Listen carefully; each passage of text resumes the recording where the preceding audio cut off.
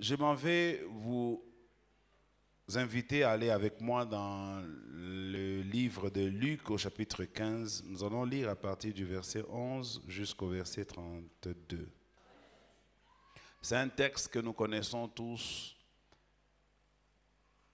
un texte qui nous parle d'un père qui avait deux fils, l'aîné et le cadet. Et l'aîné était un homme docile, un homme obéissant, suivant toutes les instructions du père. Mais le cadet avait un petit problème. Le cadet était très agité. Un jour, il est allé voir son père pour dire, papa, je préfère que toi tu tu bajima, unikache tu yangu nyende. Bakia na yako na mtoto yako ule, moi je vais partir pour faire ma vie. Ce qui m'a toujours étonné, c'est que son père n'a pas refusé de lui donner son bien. Il le lui a donné.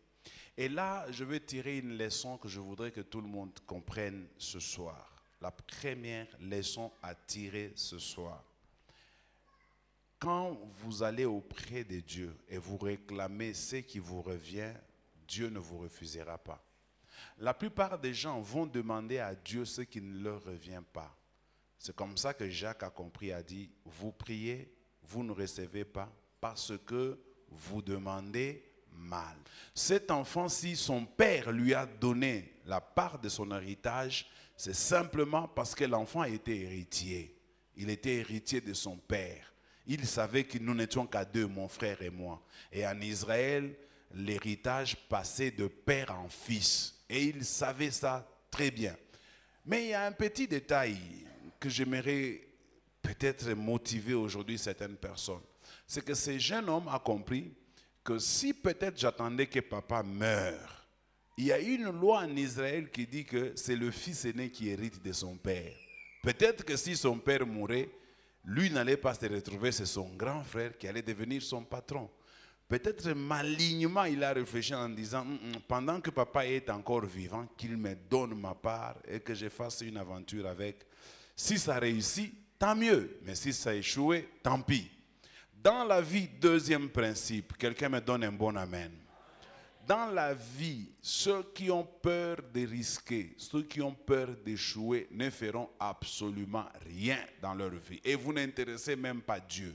Les gens qui intéressent Dieu, ce sont des gens qui sont prêts à risquer avec Dieu. Quelqu'un me donne un bon amen.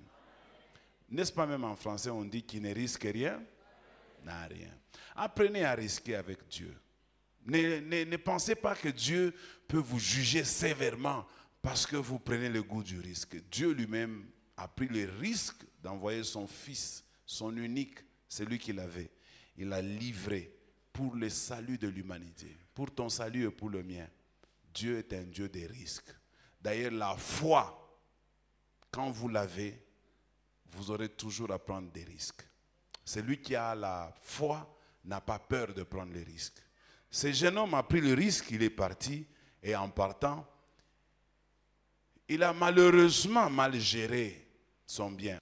Ne prenez jamais les dépenses qui sont au-delà de vos moyens. Je vais répéter encore ça. Le plus grand problème des Congolais que nous sommes, les Congolais aiment vivre au-delà de leurs moyens. Ne vis pas au-delà de tes moyens. Dieu, il sait que tu n'en as pas aujourd'hui. Il ne va pas te demander que tu donnes à l'église $500. Parce que tu n'en as pas, il ne te demandera pas. Mais c'est qu'il sait que tu as. Même si tu caches à tout le monde, c'est ce qu'il va te demander. Parce que Dieu ne peut pas aller au-delà de tes moyens. Donne-moi encore un bon amen. Le jeune homme, quand il est parti, sa plus grosse erreur, il a géré en allant au-delà de ses moyens. Quand nous sommes avec Dieu, nous sommes considérés comme le Fils de Dieu. Mais quand nous quittons Dieu, nous perdons la qualité de Fils de Dieu.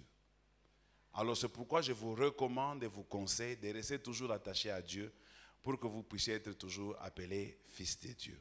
Et en tant que Fils de Dieu, vous avez des avantages. Vous avez des avantages que vous pouvez réclamer, vous avez même un héritage parce que vous êtes Fils de Dieu. Cet homme Quand il est arrivé là où il n'était pas avec son père, il n'était pas sous la couverture de son père, il a commencé à vivre sans la protection de son père et son malheur a commencé. Son malheur a commencé quand la famine a frappé le pays. Il est allé chercher du travail en trouvant un travail n'importe lequel, comme quelqu'un avait dit, il y a des travails et travail. Il a trouvé un travail n'importe lequel. Il s'est retrouvé en train de garder les pourceaux. Les pourceaux, ce sont les ngoloubés. Il est en train de garder le pourceau. Et en gardant le pourceau, il commençait à envier le carouge. C'est la nourriture qu'on donne aux pourceaux. Les carouges que mangeaient les pourceaux, il se disait, qui peut me donner même ça pour que je puisse manger? Il y a des gens comme ça, on les appelle les élus. Même si tu t'éloignais de Dieu, Dieu trouvera toujours une opportunité pour te ramener vers lui. Alors cet enfant, quand il est parti, il va se retrouver dans un environnement où Dieu va lui faire comprendre qu'il avait besoin de rentrer chez son père. C'est comme ça qu'il va rentrer chez son père. Et quand il est rentré, c'est ici que ça m'intéresse beaucoup. Quand il est rentré, son père n'a pas attendu que l'enfant vienne à la maison, mais il est plutôt sorti vers l'enfant. Ça, c'est très remarquable. Chaque fois que nous avons besoin de Dieu, Dieu n'attendra pas que nous venions vers lui, mais lui va se précipiter avant même que nous puissions arriver vers lui. C'est lui qui est en difficulté aujourd'hui, qu'il retienne seulement que Dieu est disposé à l'écouter, à le bénir, et Dieu est disposé à venir vers lui. Alors, ici, pourquoi je vais vous parler de ce texte? Je vais vous parler de ce texte parce que je sens que dans ce texte, il y a aussi un point que nous avons développé dans notre thème de l'année, que nous avons intitulé l'année du jubilé. Premier décor. L'enfant, en revenant vers son père, avant qu'il n'atteigne sa maison, son père est sorti pour aller vers l'enfant. C'est comme ça que nous disons toujours que nous ne sommes pas sauvés parce que nous connaissons Dieu ou parce que nous sommes allés vers Dieu. Nous sommes sauvés parce que Dieu est allé vers nous. C'est Dieu qui nous sauve. C'est Dieu qui nous cherche, c'est Dieu qui nous trouve, c'est Dieu qui nous sauve. Alors c'est pourquoi, mes amis, vous devez savoir adorer, glorifier le Seigneur, le louer correctement. Parce que ce n'est ni par votre effort, ni par votre volonté que vous êtes sauvés. Moi y compris. Nous sommes tous sauvés par la grâce de Dieu. Le frère aîné a été jaloux.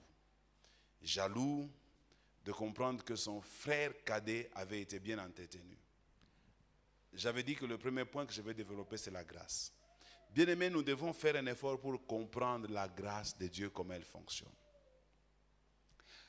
Dans le jubilé, je vous avais dit que le jubilé en soi, quand vous le comprenez, c'est une grâce.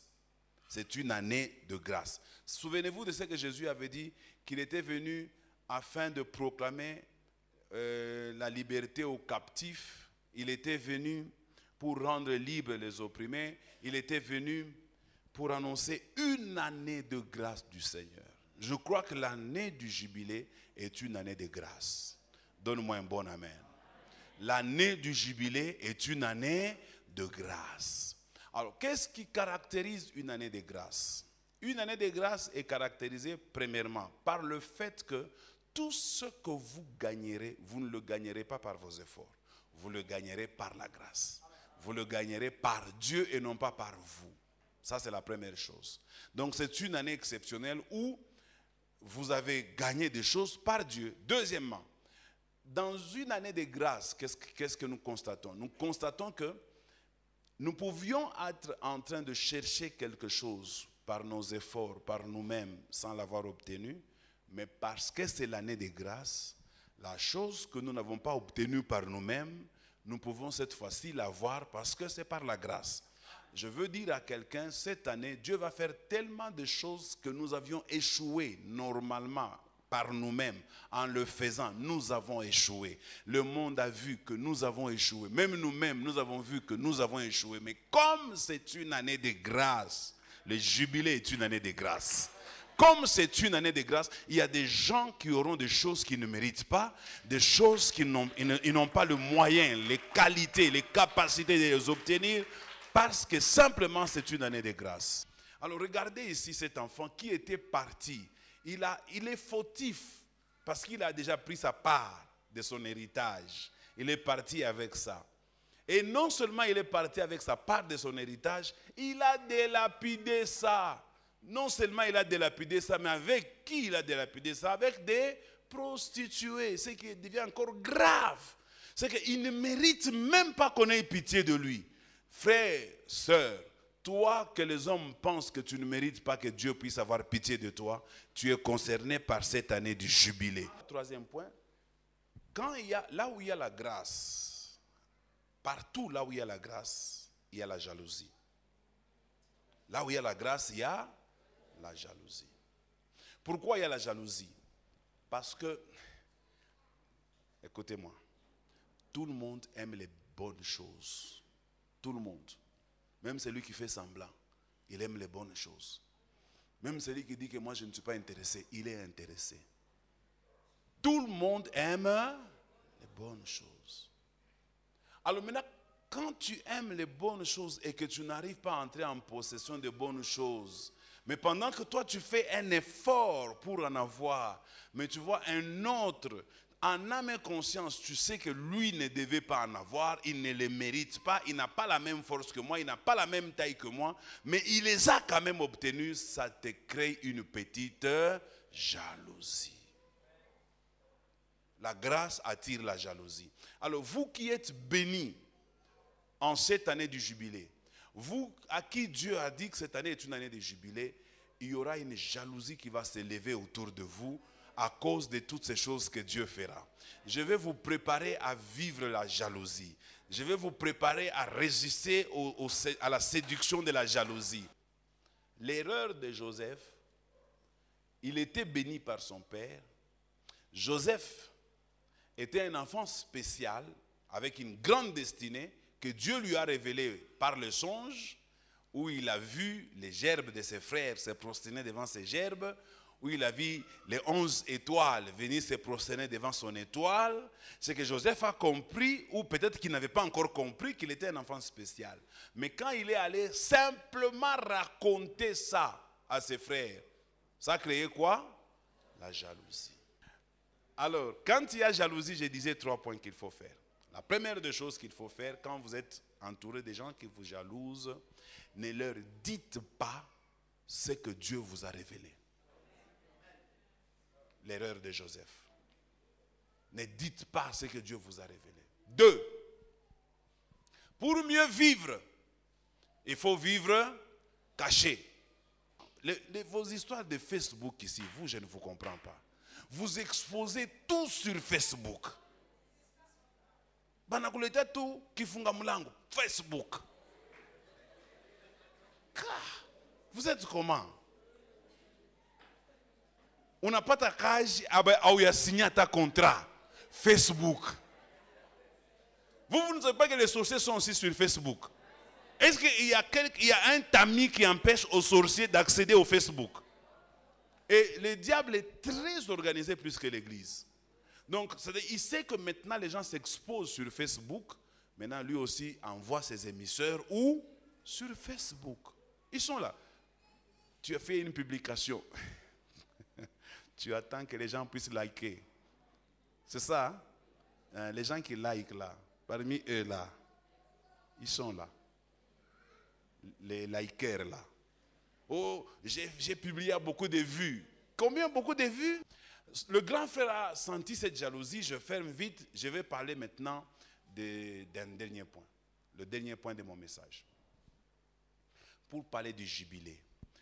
La Bible dit que son père était dans la joie quand l'enfant qui était parti est revenu.